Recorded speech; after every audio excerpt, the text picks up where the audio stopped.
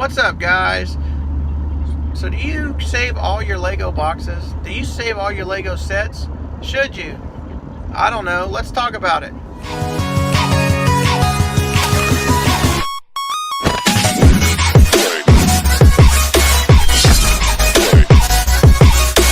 Alright guys, so as you know, when you got all this Lego, I've got sets upon sets upon sets. What do? Do you keep them built? Do you break them down and store them? Do you just mix them all together? Do you keep the instructions? Do you keep the boxes? Good questions, all good questions. So, let me tell you what I do. I keep all the instructions. I don't know why. I know a lot of people just toss them out because they don't ever plan on building the sets again.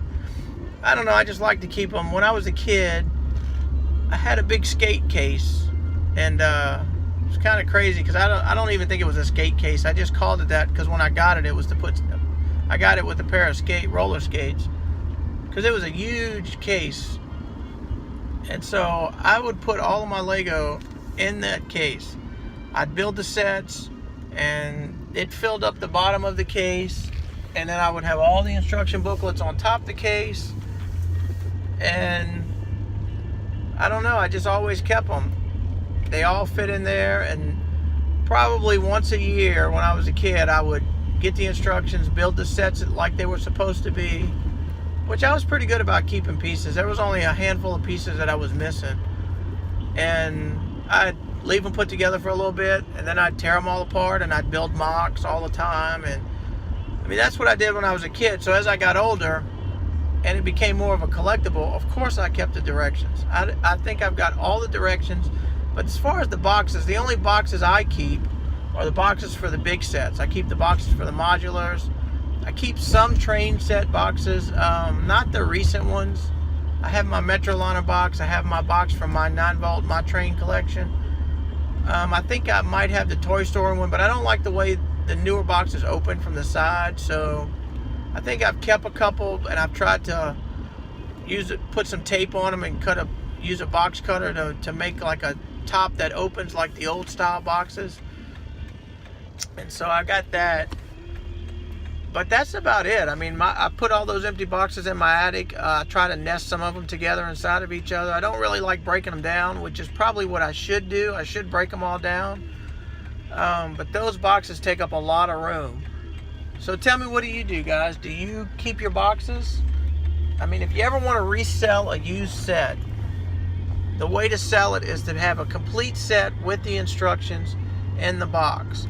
So if you're thinking about reselling them down the road, then you definitely want to keep all your boxes. What you could do is flatten them out and store them flat. Keep all your instructions. There's several ways to organize instructions. I like to just put all mine in a big shoebox, and there's no rhyme or reason to anything. I'd like to try to say that I have all the Star Wars here and the modules here, but what I do is on the big boxes that I keep the instructions inside of the boxes. But for all the other sets, I put the instructions, I usually just stack them up and put a book or something on top of them so they can get good and flat. And then when the pile becomes too big, I'll just find a shoebox and put them in a shoebox. So yeah, it's definitely worth keeping them.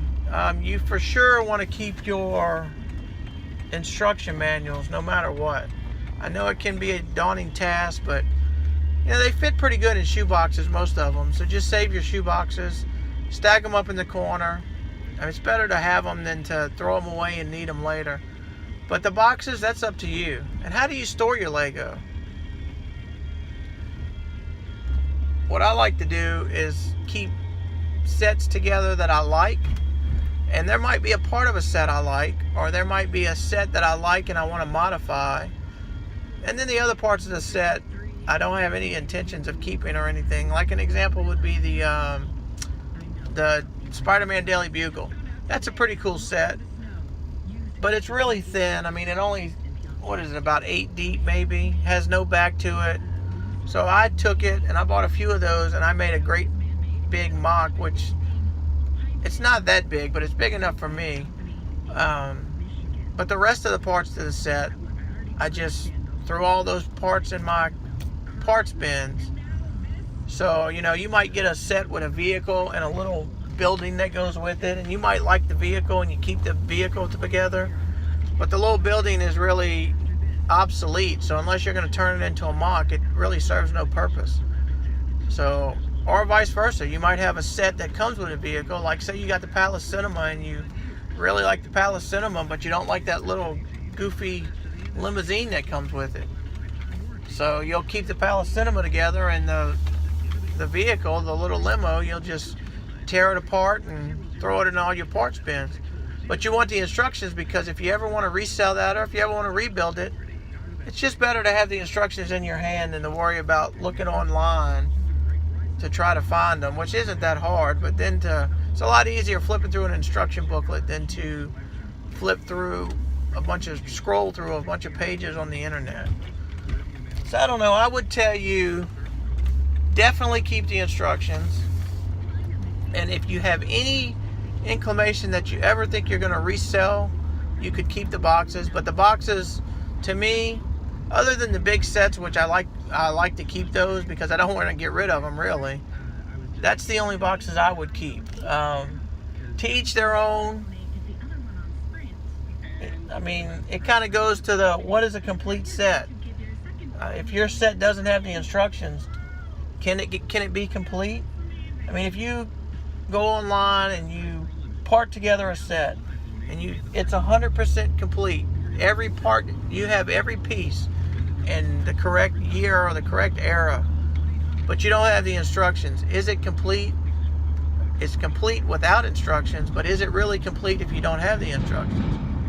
And then you could go a step farther and say, if you don't have the box, is it a complete set? Or does it have to have the box to be a complete set?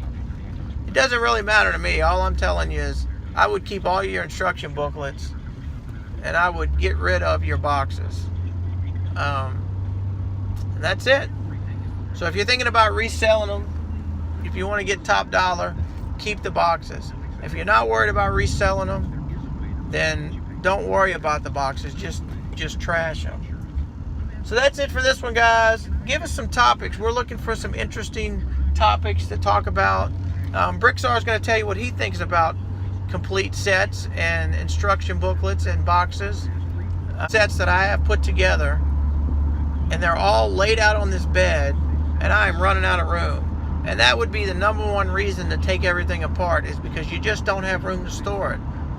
But I just keep building, and I just keep putting sets on this bed, and it's full. I mean, I think it's a queen size bed, and it is completely full of Lego sets. And there are some mocks I have on there too. So that's it for this one, guys. Be sure to follow along our little weekly Lego discussions. Leave me some comments below. Do you keep all your instructions? Do you keep all your boxes? How do you store them? Do you throw all your parts together? Do you separate your pieces? We'll probably talk about that in the next one. So as always, be sure to follow Bricktsar. Check out his thoughts on this topic. Be sure to subscribe if you haven't already. Of course, thank you for all the support, and we'll see you in the next one.